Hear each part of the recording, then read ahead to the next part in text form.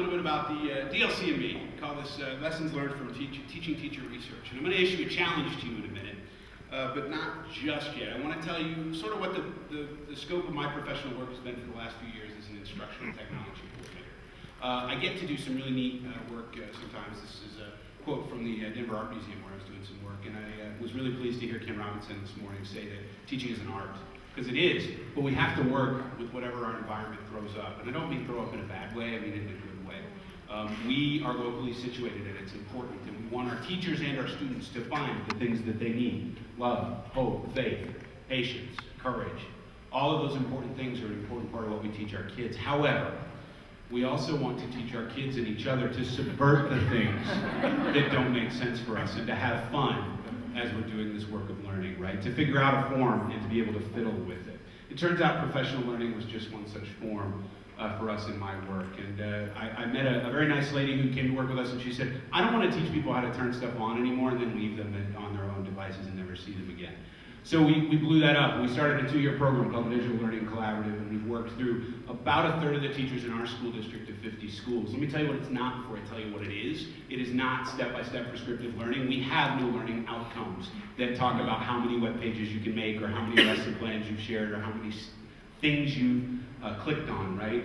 We are instead interested in your learning, what you're exploring and what you're trying out. We are intentionally not going to teach you everything you need to know about technology. Will sort of pointed out, there is no way for us to know everything there is to know about technology. So what are we going to do? We're going to give you a framework that allows you to explore the stuff you're curious about. Because remember that thing that Will said about teachers being learners first and teachers second? It's what you make of it, right? So we give you 2 years of time to explore what's going on. That first year is a learning year. We ask you to explore something, to not implement it in your classroom because, by Jove, your curiosity might not be related directly to what you do. It should look like that. Leaning forward and wondering. Do you see the frown on the left side or on the right side? She's confused. Confusion is a good place for a teacher to be. That's where learning happens, right? And that's what the first year of the DLC looks like. The second year is the teacher research year. Hey, you spent a year exploring something. Let's figure out what happens when you apply in your classroom, and let's launch an inquiry stance and fiddle and futz around and then tell the district about it. That happens to be the genesis of my thesis question, which came out of this working process as well. This is another example, a teacher in our district who worked with first graders who couldn't read and didn't know words. She said they didn't have enough vocabulary. She said, what would happen if we made digital vocabulary journals together and just tried to see what's going on? What happened is she taught her children, taught my children how to read. It was really powerful and really interesting. What we know, based on the very fancy evaluation reports, is that our methodology has produced an increase in participants' use of technology. When we say try this, it works.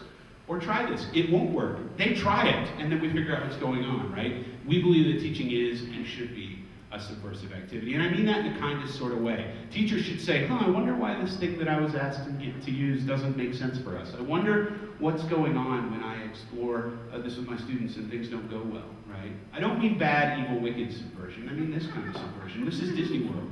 You could just clean the room and leave fresh washcloths. Or you could make animals and delight and wonder and joy in a routine task.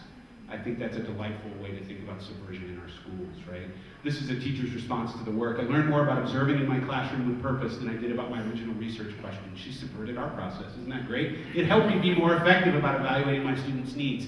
And guess what? Learning about processes and learning about curiosity transfers. You can do different things. You can learn more. There's a really fancy methodology here, and there's all sorts of fun stuff that we could talk about after. But basically the idea is this. Give teachers time to explore and wonder and question. Let them do it together.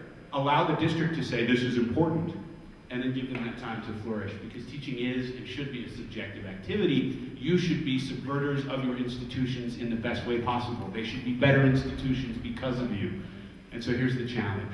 If you believe that that's true, and if you're feeling brave enough, I hope you'll think about the things that you can be subverting in your process and in your practice and in your institutions. To make them not blown up or gone, but to make them better. I believe you can, I believe you should, and I want you to get to work.